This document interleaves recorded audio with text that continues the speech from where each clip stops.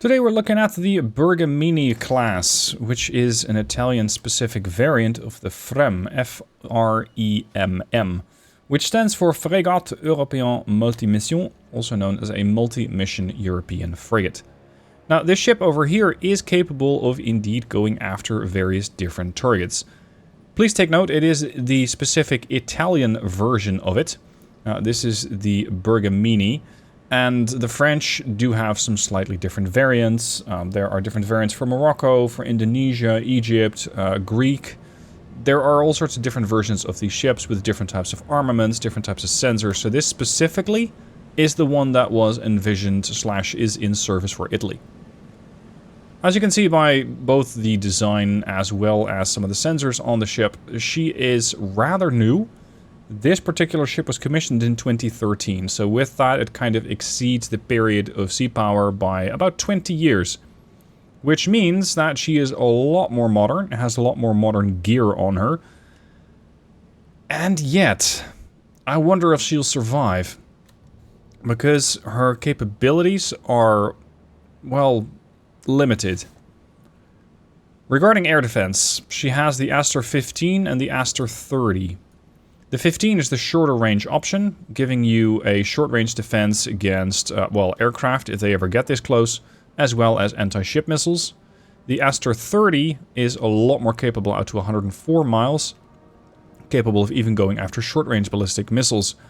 The problem that I see is if a missile is low to the ground, that 104 mile range is great, but you'll still effectively be looking at a range of 5 to 10 miles, if that. It really depends on the altitude of your target, whether or not you can actually hit them. Both of these are capable of going after surface targets as well, so I'd say about 20-25 mile range is what you can expect from these missiles in an anti-surface role. The amount is the problem. They carry 8 of each, which means that if you're getting shot at by anti-ship missiles, typically a ship will try to defend itself as best it can, and doing that, it's going to try and throw multiple missiles at one target. So what you'll see is a ship tries to double tap a missile to make sure it really doesn't get there. That means you really only shoot down 8 anti-ship missiles and you're done. After that, good luck, I guess. Good luck.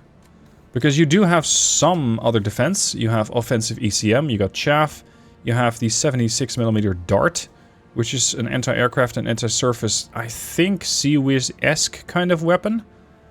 But that's about it. This thing can only do 5 mile range, and of course I can't actually target it on anything. Regarding the weapon, can we actually see it? I think it might be this gun here. Because the one on the bow is their 5-inch. That's this one. The Leonardo 127/64. So she definitely comes with some conventional armaments as well. Whether this will actually have enough of a rate of fire and enough ammo to continuously throw off missiles, I rather doubt. But then again, that's kind of the weak spot of this ship. You could argue it has another form of defense, and that's its low radar cross-section. If I'm going to have a look at the radar cross-section, where is the radar cross-section? Here, under sensors. Own radar cross-section is small. So she is, in that sense, more difficult to detect. But if you look at sonar, she does make noise. 123, well, I think decibels. So a submarine will pick her up. Which means that you might still get attacked by the submarine and its anti-ship missiles if it feels like it, or its torpedoes if it wants to. That, however, the torpedoes, is something that the Carlo Bergamini has some options against. It doesn't actually show up very well, it's considered missing text, but this is the Canto. I had to look up what that is, because I thought, what the hell is a 14-knot torpedo doing out there? It's not. A 14-knot torpedo, you can see one of them being thrown out there, it's these launchers here. A 14-knot torpedo is a torpedo decoy. So this is going to pretend to be the ship. And whereas a noisemaker is stationary, this thing is mobile. You cannot direct them as you have launched them, so you cannot actually influence them and sort of send them in the way of a torpedo. This, however, is the only option that they have against torpedoes. You only carry 14. Sorry, you only carry 24. You don't have a noisemaker, which is an interesting choice. Maybe torpedoes in this day and age don't really care about noisemakers anymore, I'm not sure, but the way that the ship has fairly low defenses against submarines, I'd say, makes it imperative that she spots them early. She can spot them early using her helicopter, as she carries a S-70B, which can be loaded out for ASW, giving you 2 torpedoes, as well as 25 sonobuoys, half of which are active, half of which are passive. Regarding the rest of her capabilities, she has the Automat Mark II ASM, 110-mile range. That's a very, very punchy anti-ship missile with a lot of range. Of course, its velocity, still not as, well, not nearly at the point you can expect from Soviet missiles. But then again, most of the NATO missiles just don't travel that fast. The rest of it is particularly impressive. She has an offensive ECM option, allowing you to jam ships and or aircraft as they are coming into range. So this can be another level of defense. It looks like that helicopter is not quite attached to the deck. Yeah. It's already airborne, which is a bit weird. But then again, nothing's perfect. As for her sensors, good lord, does she carry a lot of sensors. We have an advanced optics visual sensor, which even has some night quality capability, or night vision capability. We have the MFRA. This is an air and surface search directed search radar. So that's for searching things. Then we have another surface search radar, the ranks 30. We have the 753G, which is a surface search radar. We have an IRST visual sensor. We have an SPN 730 surface search sensor.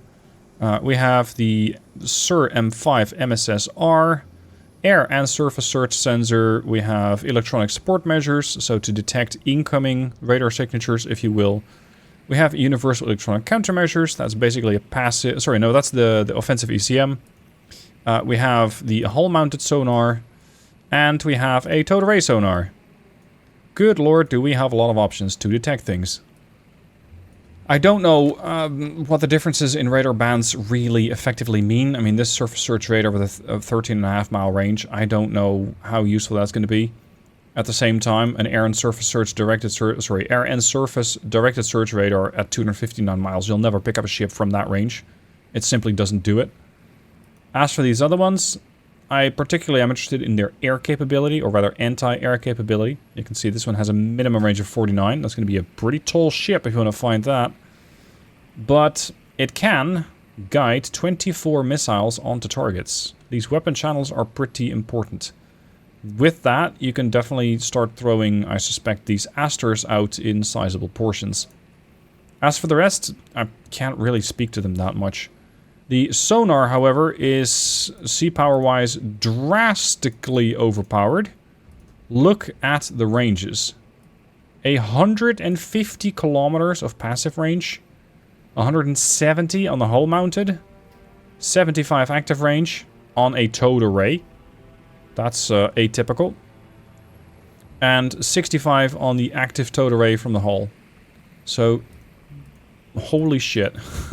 Does she have some capabilities? Now, can she shoot?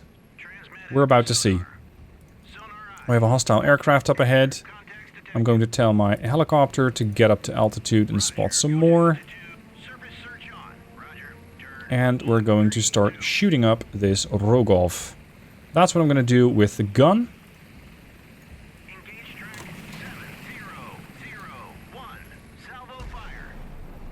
There we go.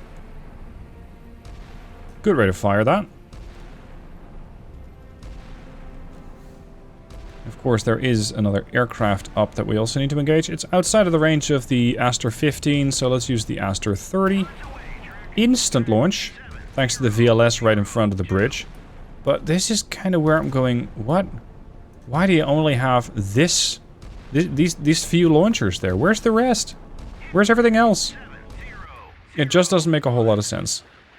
And therein, for me, lies the problem. It just does not make a whole lot of sense. They're so lightly armed that in a more higher violent threat level, what are you going to do? See, and especially if you want to shoot down aircraft, and said aircraft are deciding that they want to survive. I only got 6 Asters left. If you compare this to some of the Soviet ships that carry 60 missiles surface to air, that makes this thing a bit of a joke. It makes it so lightly defended that I wonder how long they'll actually survive in a, let's say, a higher threat level. This one's flying too low for the Aster 15. It is, however, not flying too low. There we go, the 295's gone. These missiles are nice and quick, at about 2100 knots. You can see they do ascend very quickly. There is another ship out here, but I can't quite see it. Because I also want to show off the anti-ship missile. There you are. Alright, so we have an anti-ship missile ready, the Automat Mark II, which is instantly away. That's kind of impressive. Instant launch there. No launch hatches having to open, it's just instantly boom bang, you're gone.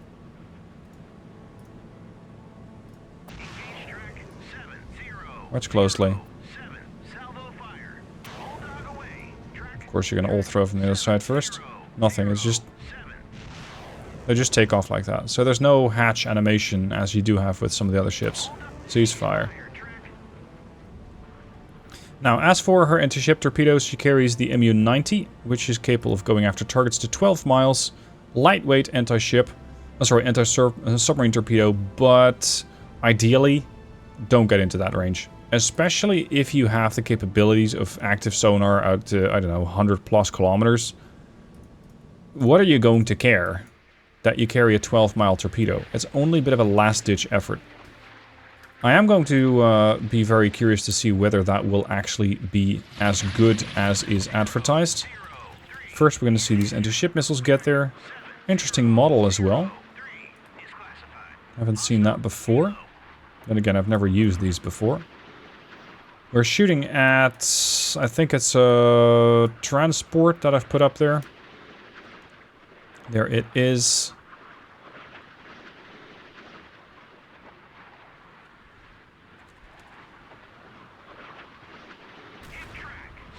Got some hits. Oh, deadly, deadly, deadly. 2 missiles killed the ship.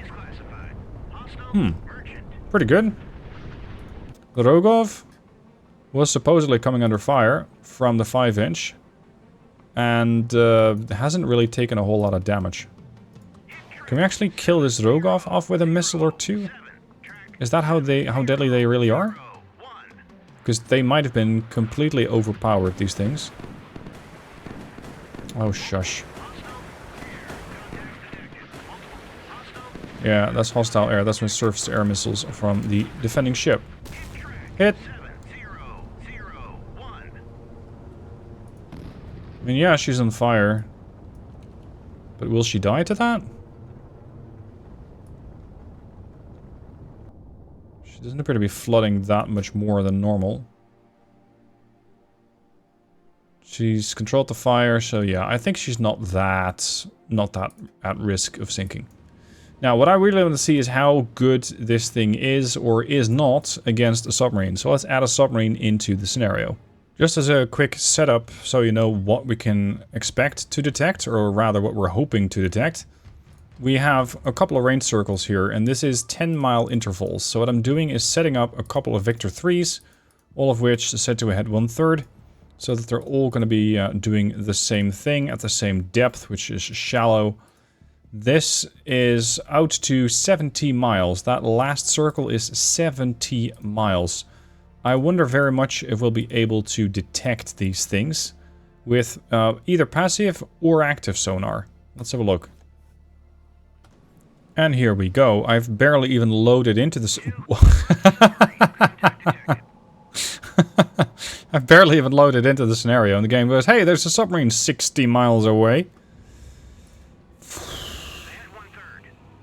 There's the next one.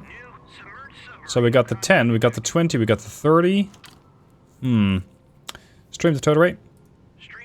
Above the layer. I want to go active sonar.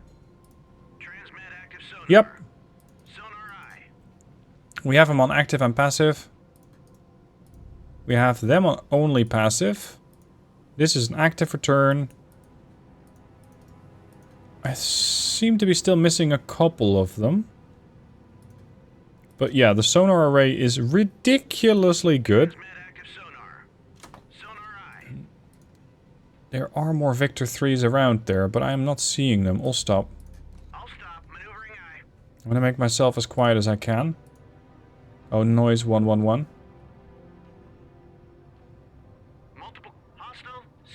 Yeah, we're even figuring out what they are.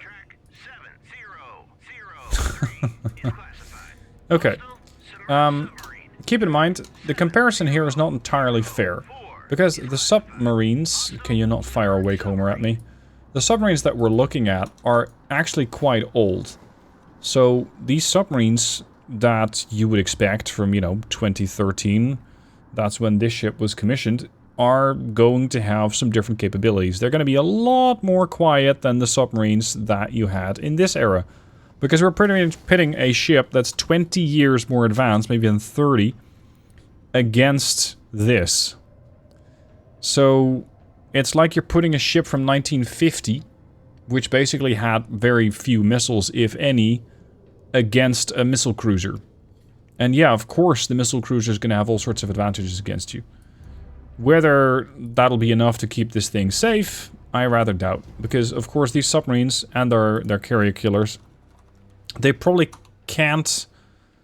Well, they probably can kill me. They can probably kill me. I, right now, don't have a wake. So this is going to be a sort of secondary test to figure out whether or not they can actually hit me if they are... Well, if they don't have anything to go after, because I'm just stationary with the Bergamini. Drifting. There's my ship. They just launched another.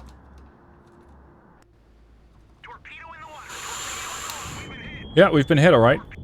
Yep. So they somehow did pick up a wake. Damage control, the ship's fucked. Heavy hull damage, moderate flooding, everything has been destroyed. So yeah, torpedoes are definitely going to kill this thing. As for the overall state of the Bergamini, I think it's a really pretty design. I think the sonar is massively overpowered. I think it's way too strong for what it can actually reliably do in game, and that might be more true to realism.